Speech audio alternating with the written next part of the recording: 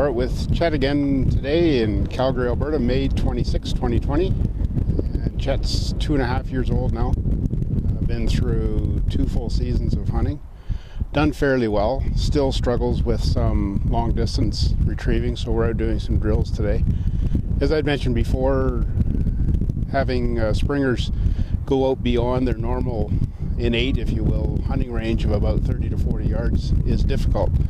If you get a down bird or a running bird that is across a creek or across a body of water that is 100 yards or more, they really sometimes struggle to get beyond that. So that's what we're going to work on today. So you can see I've got his GoPro harness on. Bit of a gimmick, really. It's hard to see the images, especially when he's sitting, because the camera's just pointing to the sky. But for the drills today, I've got him set up beside me. So the first drill is going to be from here towards, I've got 3 dummies at the base of this berm and then 3 more over the top. That distance out there would be about 60 yards, 65 yards, and then another 40 yards or so beyond that are 3 more dummies that he can't see. He did go out with me to, when I put them down, he can see those 3 in front of me. He can't see the other 3, but he knows the scent out there, so this won't be a difficult drill for him. I will get him to see what he's seeing on the GoPro strapped to his back when we get there. So what I'll do right now is I'll just set him up for a real basic straight back retrieve, heel. Good dog. Dead. Back! I set the dummies out a little bit apart. It just prevents them putting in a pile, and then he hunts for them, or shops for them, what they call. You can see why he wanted to go to that other one.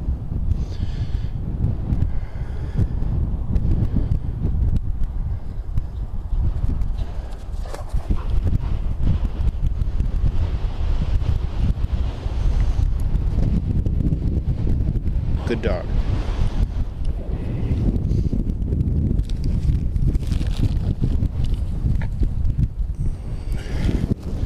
So I'll leave him there and I'll just walk back another 40 yards or so.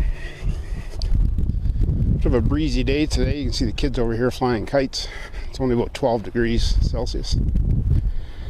Good for the dog though.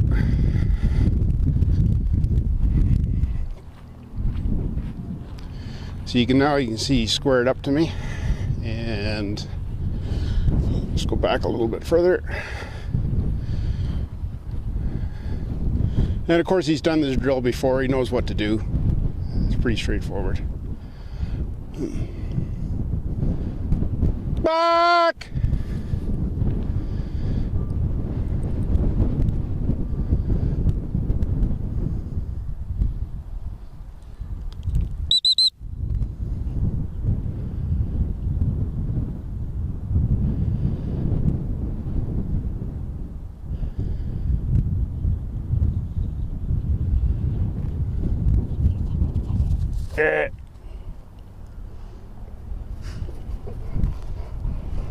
Good dog. That running by and then coming back is a little bit of a no-no. He should come in really, really tight. That's why it's sometimes a good idea just to leave the lead on him. If he goes by you, he can step on it or just grab it just to pull him in a bit tighter. So I'll pause the camera now and I'll get him back for one more back retrieve on that one remaining bumper at the berm, and then I'll get him to do the back retrieves for the other 3 with the GoPro on his back. All right, we're back and we'll do that one final retrieve. Again, there's about maybe 25 yards between me and Chet, and then another 65 yards or so between the dog and the back bumper.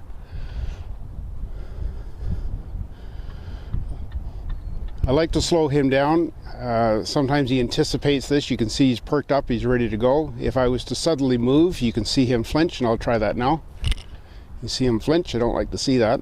It's nice to see him to be attentive, but I don't want him anticipating what I'm doing.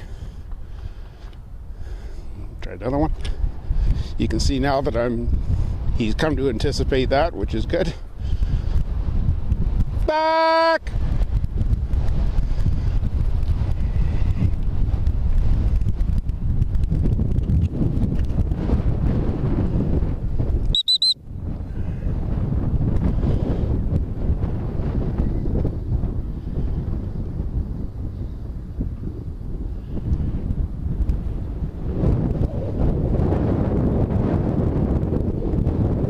There.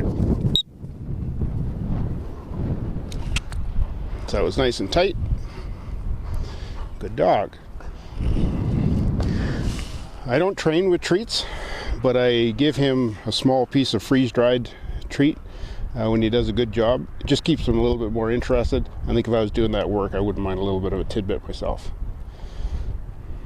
Good dog. All right, I'll stop the camera again. I'll get him set back up, and then we'll do the back retrieves over the berm with the camera on his back.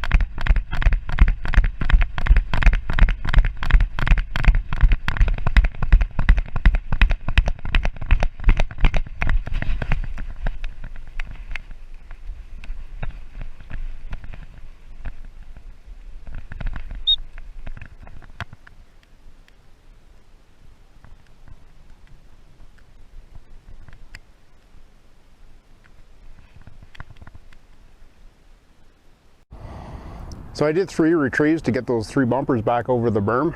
I think the third one didn't turn out, but the first one you can see that he needed 3 corrections, and that's precisely why we do this drill. He was used to picking up the bumpers at the base of this berm, and once he got there and he saw that he didn't see any, then he was confused and he was looking at that site. So I had to drive him back. First he went one way and then he went to the other, and then finally I drove him back. So even though this is a pretty flat park with no cover whatsoever, when you introduce more cover and more obstructions out in the field, that's when they really get confused and they really need to listen to what you're telling them. So when you say back, you mean back regardless of what they see in front of them as a barrier, to drive them through that barrier. Here, son. Sit. Good dog. Get out. And you can see the dog has been force fetched. Anytime there's a dummy or anything around, he'll be compelled to pick it up. Sit. Good.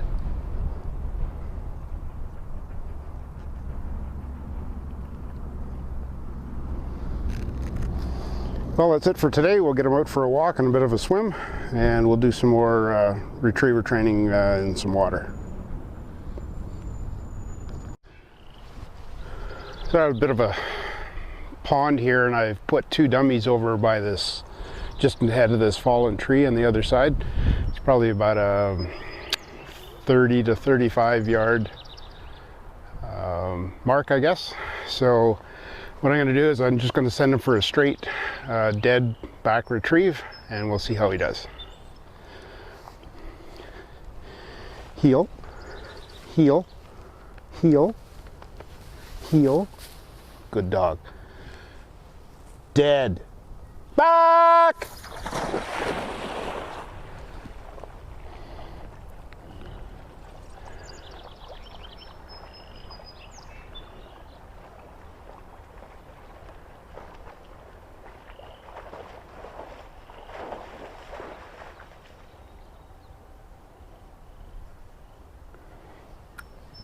You can see there a good example of the back. He's used to. He should be coming straight across that water.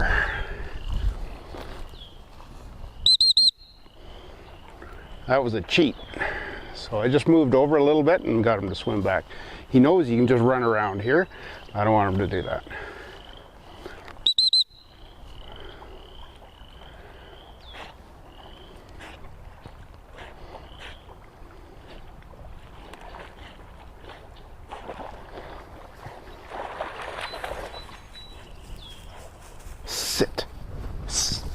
sit. He shouldn't be shaking until I tell him to.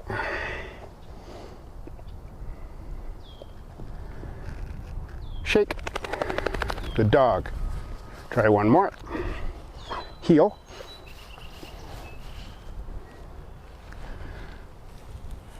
Dead. Back!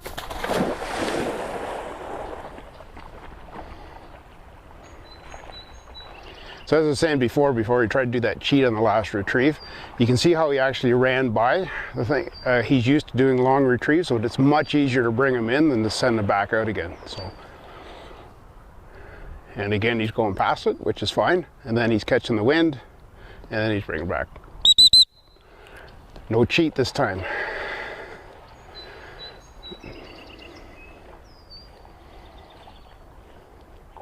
Good dog.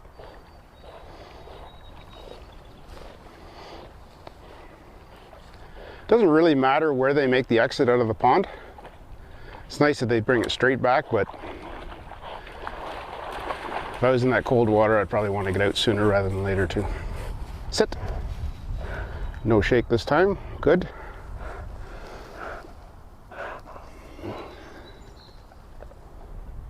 Shake. Good. Good. The whole idea of the shake is that you can step away so you don't get soaked, and I'll give him a bit of a reward for that. Good dog.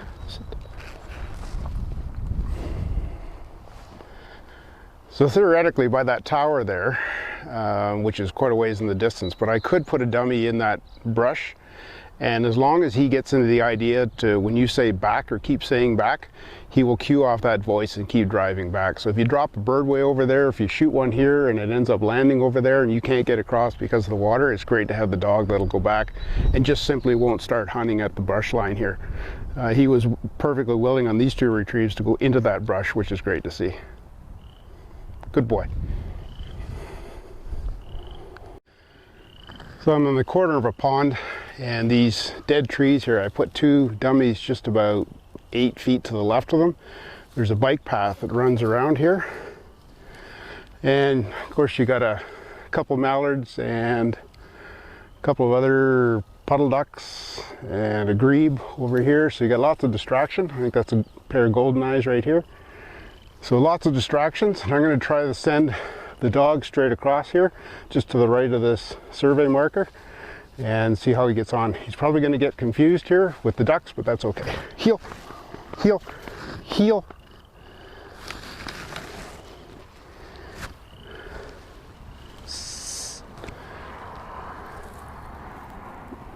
Heel, heel, heel. You can see he's looking at the ducks here. He thinks that's what I'm going to send him for. But dead. No. Dead. Back! And he took a bad line, so he's going to come out to the left. He should have gone to this line here, and he took this one.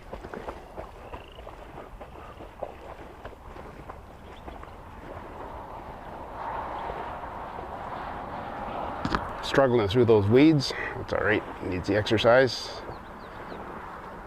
So he's back on the line.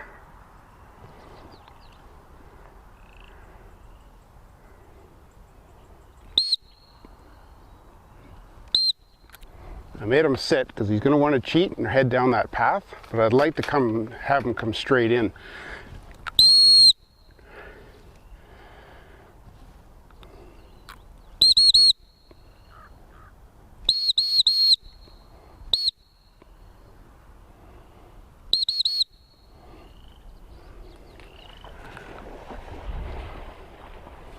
Well, it was a half cheat. The worst thing I would have wanted is him to run that path right around me, which would have been really easy. You can see he's cheating, trying to get out of that grassy water.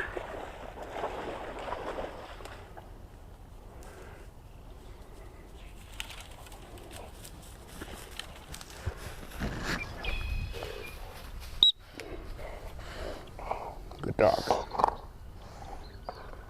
Shake.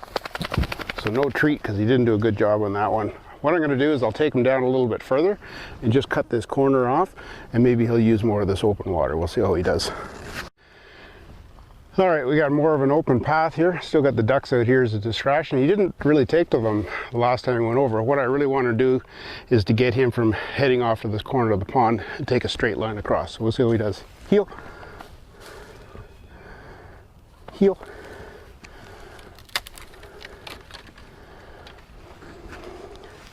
Heel. Sit. Dead. Back!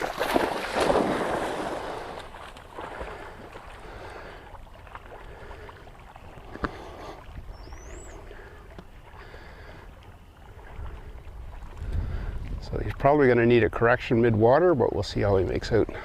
He's eyeing up those ducks, but he pretty well knows that he can't catch them in the water, so now he's taking the line, which is good.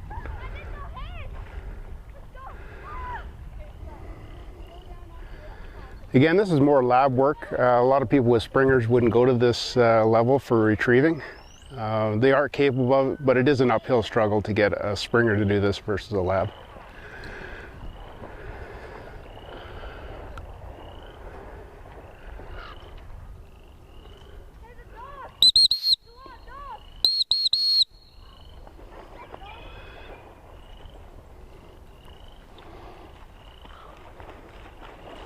Again, good distraction with the kids on their bikes. He looked at them, but stuck with the job. Again, cutting that corner off a little bit, I would have liked to see them come straight across.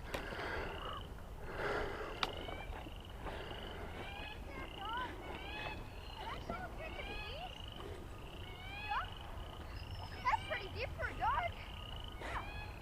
Nice job, dog. Hey, nice job, dog.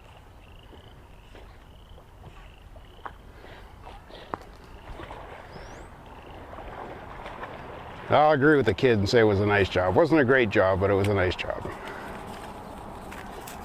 Sit.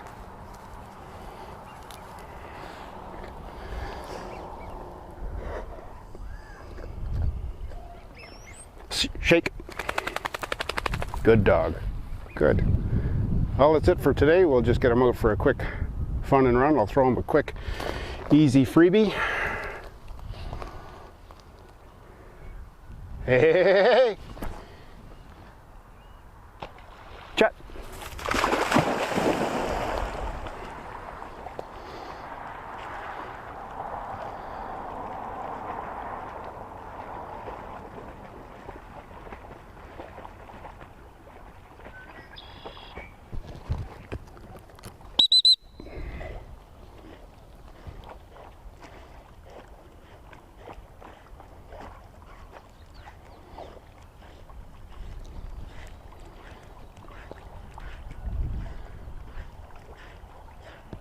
Good dog.